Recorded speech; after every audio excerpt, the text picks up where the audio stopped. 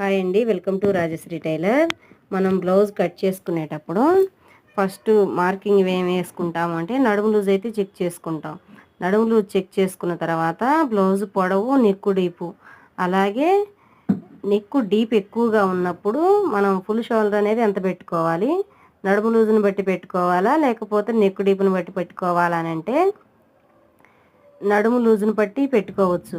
నడుము లూజు కొలుచుకున్న తర్వాత neck deep కూడా కొలుచుకోవాలి. నెక్కు డీపు ఎక్కువగా ఉంటే మనం ఫుల్ షోల్డర్ అనేది తగ్గించి పెట్టుకోవాలి. నడుము లూజుకి పెట్టేదానికన్నా కూడా మనం ఒక పావించి అనేది తగ్గించి పెట్టుకోవాలి.